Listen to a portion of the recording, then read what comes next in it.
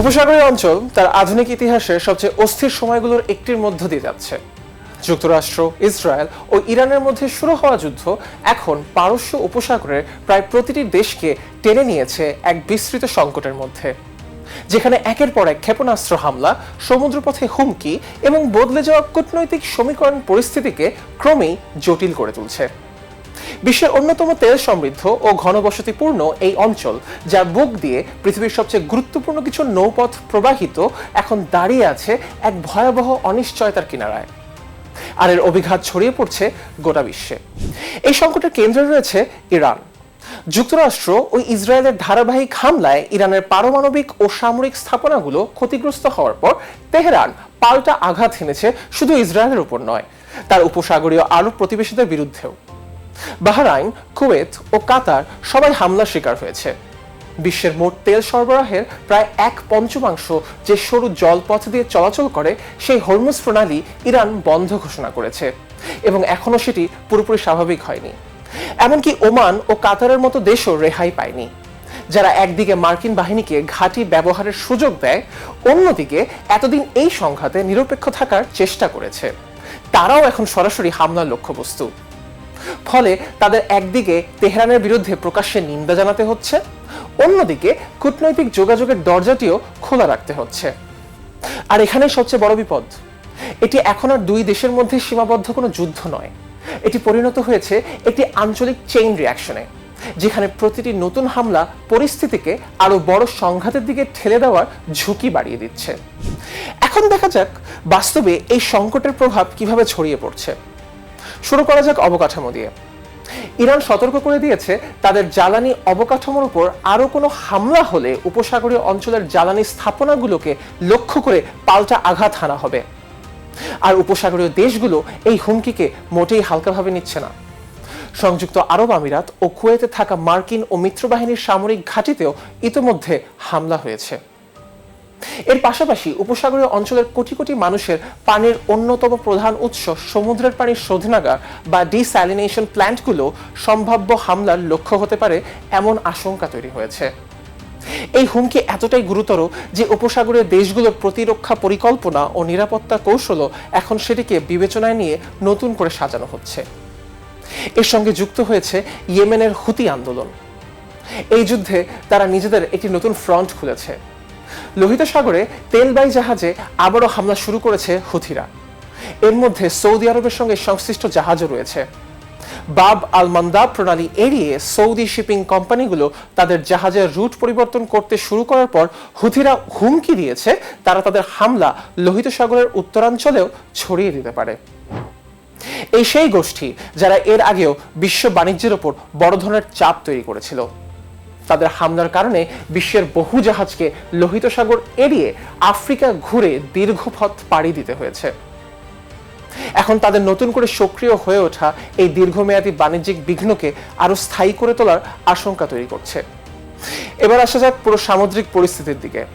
একদিকে হরমুজ প্রণালী কার্যত অবরুদ্ধ, অন্যদিকে লোহিত সাগরেও নতুন করে তৈরি হয়েছে নিরাপত্তা সংকট। অর্থাৎ বিশ্বের সবচেয়ে গুরুত্বপূর্ণ দুটি বাণিজ্যিক জলপথ একই সময় ঝুঁকির মুখে।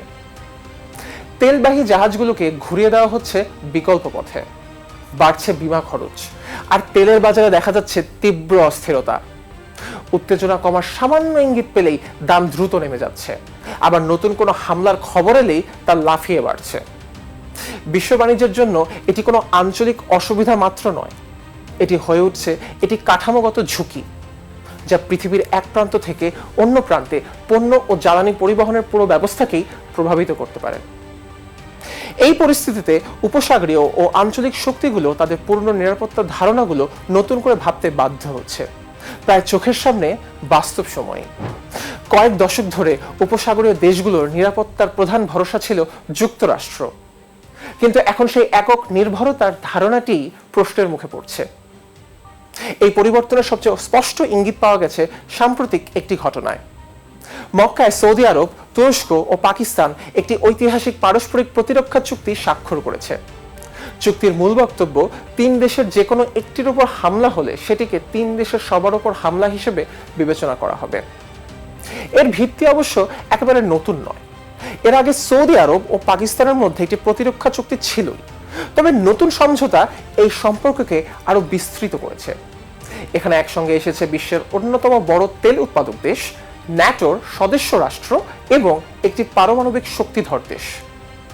ইতোমধ্যে আঞ্চলিক বিশ্লেষকদের কেউ কেউ এই সম্ভাব্য নতুন কৌশলগত জোটকে অভিহিত করছেন ইসলামিক ন্যাটো হিসেবে। তিন দেশের কর্মকর্তারা অবশ্য বলছেন এই চুক্তি কোনো নির্দিষ্ট দেশের বিরুদ্ধে পরিচালিত নয়, কিন্তু এর সময়কালই অনেক কিছু বলে দেয়। উপসাগরীয় দেশগুলোর উপর একের পর এক হামলা এবং এই অঞ্চলে ইসরায়েলের উদ্দেশ্য, ভবিষ্যৎ ভূমিকা নিয়ে দীর্ঘদিনের অবিশ্বাস, সবকিছুর উপর এমন একটি জোটের আবির্ভাব নিছক কাকতালীয় বলে মনে হয় না।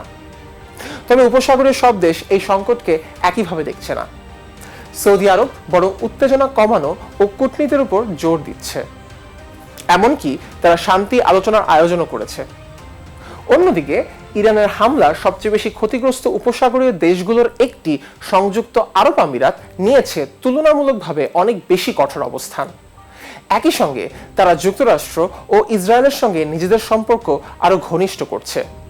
এই বিভাজনটি গুরুত্বপূর্ণ, কারণ এর মধ্য দিয়ে স্পষ্ট হচ্ছে উপসাগরীয় সহযোগিতা পরিষদ বা জিসিসি এখন আর আগের মতো একটি অভিন্ন ও ঐক্যবদ্ধ ব্লক হিসেবে কাজ করছে না। প্রতিটি দেশ এখন নিজের ঝুঁকি, নিজের মিত্রতা এবং নিজের সীমারেখা নতুন করে হিসাব করছে। তবে পুরো সংকটের নিচে রয়েছে আরও একটি গুরুত্বপূর্ণ বাস্তবতা, অর্থনীতি। তেল নির্ভরতা কমিয়ে অর্থনীতিকে বহুমুখী করার জন্য উপসাগরীয় দেশগুলো বছরের পর বছর ধরে বিপুল বিনিয়োগ করেছে। পর্যটন, অর্থনীতি, প্রযুক্তি ও অন্যান্য খাতকে শক্তিশালী করে তারা ভবিষ্যতের জন্য নতুন অর্থনৈতিক কাঠামো গড়ে তুলতে চেয়েছে। কিন্তু দীর্ঘস্থায়ী যুদ্ধ সেই পরিকল্পনাগুলোকেই সরাসরি হুমকির মুখে ফেলছে। আর তাই নতুন করে গড়ে ওঠা এসব জোটের পিছনে শুধু সামরিক হামলার ভয়ই কাজ করছে না, এর সঙ্গে সমানভাবে জড়িয়ে আছে অর্থনৈতিক নিরাপত্তার উদ্বেগও। তাহলে এই মুহূর্তে উপসাগরীয় অঞ্চল কোথায় দাঁড়িয়ে? একটি এমন অঞ্চল যা একই সঙ্গে নিজের অবকাঠামো রক্ষা করতে চাইছে, গুরুত্বপূর্ণ সমুদ্রপথগুলোকে সচল রাখতে চাইছে এবং কোন একটি শক্তির উপর অতিরিক্ত নির্ভরশীলতার ঝুঁকি কমাতে চাইছে। অথচ তার ঠিক পাশেই চলতে থাকা যুদ্ধ এখনো পুরোপুরি থামেনি, আবার কোনো চূড়ান্ত সমাধানেও পৌঁছায়নি। এই মুহূর্তে যে নতুন নতুন জোট তৈরি হচ্ছে, সেগুলো কি মধ্যপ্রাচ্যের ক্ষমতার ভারসাম্যের দীর্ঘস্থায়ী পরিবর্তনের সূচনা করবে, নাকি এগুলো কেবল এক নজিরবিহীন সংকটের সাময়িক প্রতিক্রিয়া? এই প্রশ্নের উত্তরই আগামী বহু বছর ধরে উপসাগরীয় অঞ্চল এবং গোটা মধ্যপ্রাচ্যের ভবিষ্যৎ নির্ধারণ করতে পারে।